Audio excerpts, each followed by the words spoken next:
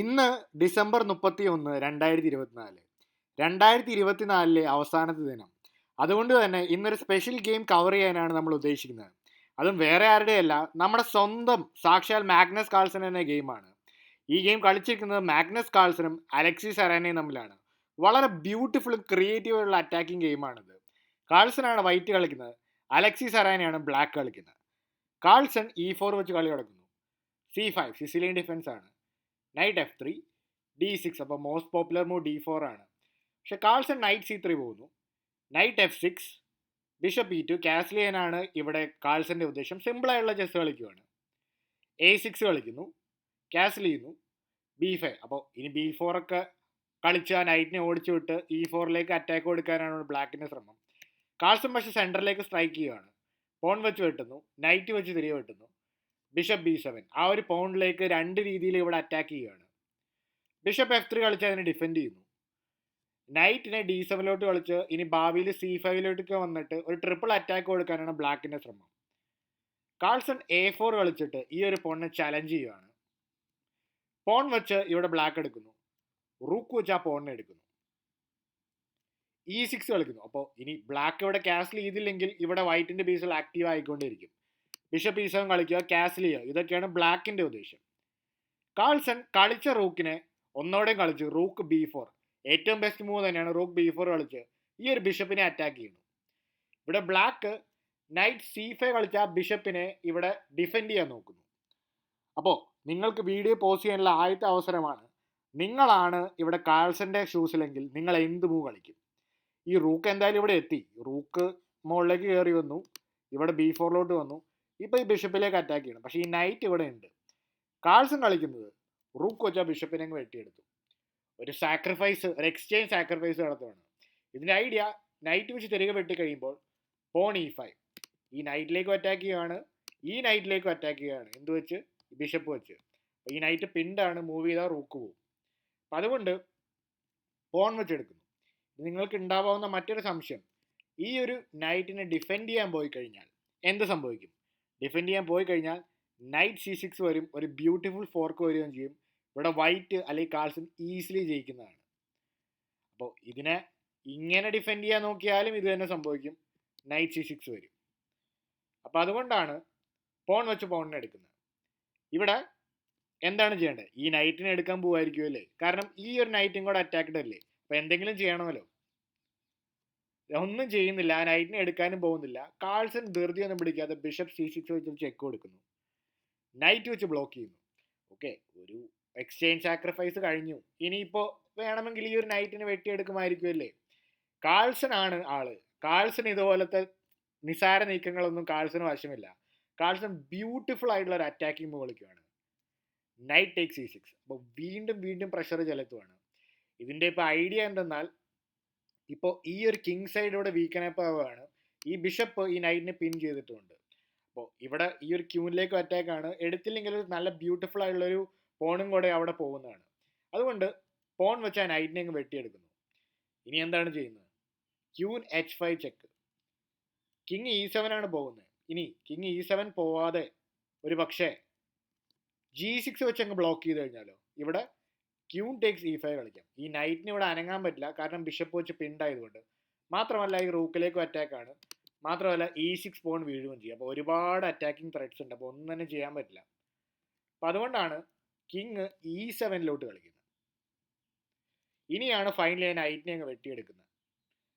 ഇവിടെ just rook B8 കളിച്ചിട്ട് ആ ബിഷപ്പിനെ അങ്ങ് അറ്റാക്ക് ചെയ്യുകയാണ്. ഓക്കെ, ഇപ്പോൾ ബിഷപ്പിനെ അറ്റാക്ക് ചെയ്യുകയാണ്. അപ്പോൾ കാൾസൺ എന്താണ് ചെയ്യണത്? ആ ബിഷപ്പിനെ പുറകോട്ട് പോകണോ, വേറെ എന്തെങ്കിലും കളിക്കണോ? റൂക്കിനെ നല്ലൊരു ബ്യൂട്ടിഫുൾ ആയിട്ടുള്ള ഫയലിലേക്ക് കൊണ്ടുവന്നു. Rook D1. ഈ ഒരു ക്യൂനിലേക്ക് ഒരു എക്സ്റേ അറ്റാക്കാണ് ഫ്യൂച്ചറിൽ പ്ലാൻ ചെയ്യുന്നത്. അപ്പോൾ ഇവിടെ ക്യൂൻ C7 ആണ് ബ്ലാക്ക് പോകുന്നത്. എന്താണ് കാൾസൺ ഇങ്ങനെ ഒരു മൂവ് കളിച്ചതിന് ശേഷം കാൾസന്റെ ബിഷപ്പിനെ വേണമെങ്കിൽ വെട്ടിയെടുത്തൂടെ? ബിഷപ്പിനെ വെട്ടിയെടുത്ത് കഴിഞ്ഞാൽ ഇതാ കിടക്കണം, ബിഷപ്പ് G5 ചെക്ക്. അപ്പോൾ ചെക്കാണ്. കിങ് മാറിക്കഴിഞ്ഞാൽ ക്യൂൻ പോകും. ഇനി ഈ ഒരു ചെക്ക് ബ്ലോക്ക് ചെയ്യാൻ വേണ്ടി നൈറ്റ് ബ്ലോക്ക് ചെയ്ത് കഴിഞ്ഞാലോ, ആ അവസരത്തിലും ഈ ക്യൂൻ വീഴുന്നതാണ്. അപ്പോൾ ഈ പ്രശ്നമുണ്ട്. അപ്പോൾ അതുകൊണ്ടാണ് ഈ ഒരു ഡീപ്പ് മൂവ്, റൂക്ക് D1 എന്ന് പറഞ്ഞ മൂവ് അത്രയും മനോഹരമാവുന്നത്.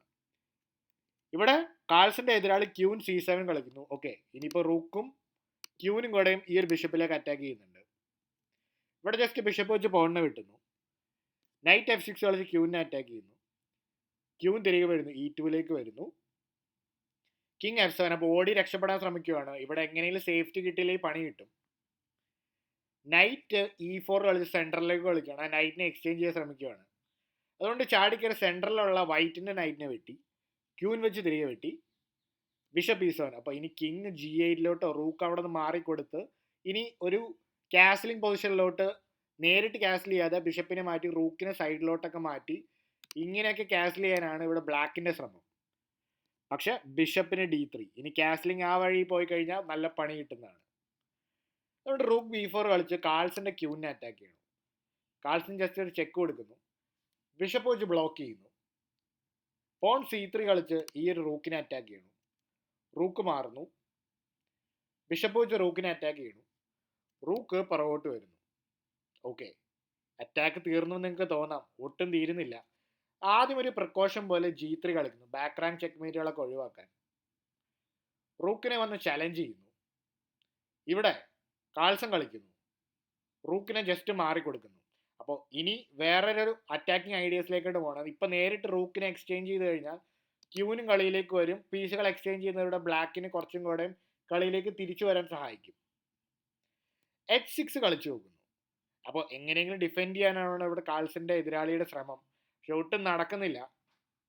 King G2. ക്യൂനെ ഇവിടെ D7 കളിക്കുന്നു. ഓക്കെ, വേണമെങ്കിൽ ഭാവിയിൽ ഇതുപോലത്തെ ക്യൂൻ D5 കളിച്ച് വേണമെങ്കിൽ എക്സ്ചേഞ്ചിനൊക്കെ പോകാന്നുള്ള രീതിയിൽ. പക്ഷേ H4 വീണ്ടും അറ്റാക്ക് ഇവിടെ ഒട്ടും വിട്ടുകൊടുക്കുന്നില്ല. കിങ് ജസ്റ്റ് മാറുന്നു. ഇപ്പം ഇങ്ങനെ ഒരു മൂവ് കളിച്ചതോടെ ഈ ഒരു ക്യൂവിൻ്റെ ഡേഞ്ചറസ് ഫയലിൽ നിന്ന് മാറുന്നു. ഒരു പക്ഷേ G4 G5 പോലത്തെ മൂവ് വന്നു കഴിഞ്ഞാൽ കിങ് അവിടെ നിന്ന് മാറിയിരിക്കുന്നതാണ് അതിനെ സേഫ്. ബിഷപ്പിന് E4 കളിക്കുന്നു. ക്യൂൻ ജസ്റ്റ് മാറുന്നു, ക്യൂൻ B5 കളിക്കുന്നു.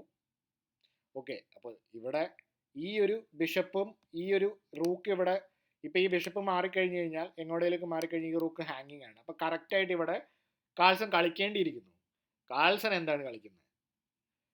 G4. ഈ ത്രെട്ട് G5 പോലത്തെ മൂവാണ്. ബിഷപ്പിനും കൂടെ നല്ല ആക്റ്റീവ് ആവാനാണ്. ഇവിടെ ബിഷപ്പ് വെച്ച് ഈ ഒരു പോണിനെ അങ്ങ് വെട്ടിയെടുക്കുകയാണ്. കാരണം ഈ G4 കളിച്ചോടെ H4 പോണ് ഇവിടെ വീക്ക്നെസ് ആയി, അതുകൊണ്ട് വെട്ടിയെടുത്തു. പക്ഷെ ഇതൊരു മഹാമണ്ടത്തരമാണ്. കാരണം എന്താണ്? Bishop G5. കാൾസൺ അടുത്തൊരു സാക്രിഫൈസും കൂടെ ഇട്ട് കൊടുക്കുന്നു. അപ്പോൾ ആ ബിഷപ്പ് G5 ചെക്ക് കളിച്ചതോടെ ഈ റൂക്കിനെ വന്ന് വെട്ടിയെടുക്കാവുന്നതാണ്. ഇവിടെ കാണാൻ പറ്റും, ഈ റൂക്ക് വെച്ച് ഈ റൂക്കിനെ വെട്ടാവുന്നതാണ്. അപ്പോൾ ഓക്കെ, പോൺ വെച്ചെടുക്കുന്നു, റൂക്ക് വെച്ച് തിരികെ വെട്ടുന്നു. ഈ പൊസിഷൻ കണ്ടാൽ മനസ്സിലാവും ഇവിടെ കാൾസൺ ഇവിടെ കംപ്ലീറ്റ്ലി വിന്നിങ് പൊസിഷനാണ്. പക്ഷെ കറക്റ്റായിട്ട് കൺവേർട്ട് ചെയ്തിരിക്കുന്നു. കാരണം ഇവിടെ റൂക്ക് വെച്ചിട്ട് ഇവിടെ F2 വെച്ച് ഓക്കെ ഫിനിഷ് ചെയ്യാൻ നോക്കുവാണ്, പരമാവധി ശ്രമിക്കുവാണ്. പക്ഷേ കാൾസൺ വിട്ടുകൊടുക്കുന്നില്ല, ചെക്ക് കൊടുക്കുന്നു, റൂക്ക് വെച്ച് ബ്ലോക്ക് ചെയ്യുന്നു, ബിഷപ്പിനെ C6 കളിക്കുന്നു. അപ്പോൾ ഇതോടെ ക്യൂനിലേക്ക് അറ്റാക്ക് ചെയ്യുന്നു, റൂക്കിലേക്ക് അറ്റാക്ക് ചെയ്യുന്നു. അപ്പോൾ ഇനി എന്താണപ്പോൾ ചെയ്യുക? വേറെ ഒന്നും ചെയ്യാനില്ലല്ലോ. ഇപ്പോൾ റൂക്കിനെ എടുക്കാൻ പോയി കഴിഞ്ഞാൽ ക്യൂനോടെ പോകും. ഇനിയിപ്പോൾ ഇതിനെ ഡിഫെൻഡ് ചെയ്യാൻ പോയി കഴിഞ്ഞാലോ വേറെ ഒന്നും തന്നെ ഇവിടെ ചെയ്യാനില്ല. ഇവിടെ ക്യൂൻ D3 വെച്ച് കളിക്കാൻ പോയി കഴിഞ്ഞാലും വേറെ ഒന്നും ചെയ്യണ്ട. കാരണം ജസ്റ്റ് ഇതിനെ വെട്ടിയെടുത്താൽ മതി. ഇതിൻ്റെ ഉദ്ദേശം ഇപ്പോൾ റൂക്ക് വെച്ച് ക്യൂവിനെ വെട്ടാൻ പോലും പറ്റില്ല. കാരണം എന്താണ്?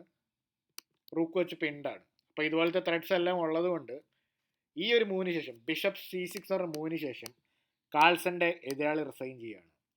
അപ്പോൾ എങ്ങനെയുണ്ട് ഇങ്ങനെ ഒരു ഗെയിം? ഈ ഒരു ഗെയിമിനെ പറ്റിയുള്ള അഭിപ്രായം നിങ്ങൾ കമൻറ്റ് ചെയ്യുക. അപ്പോൾ നല്ലൊരു വർഷം കൂടെ അവസാനിക്കുകയാണ്. അപ്പോൾ നമുക്ക് അടുത്ത വർഷം സൂപ്പറായിട്ട് തീരട്ടെ എന്ന് ആശംസിക്കുന്നു നിങ്ങൾക്ക് എല്ലാവർക്കും. അപ്പോൾ എല്ലാവർക്കും ഹാപ്പി ന്യൂ ഇയർ. എല്ലാവർക്കും all the best for the next year.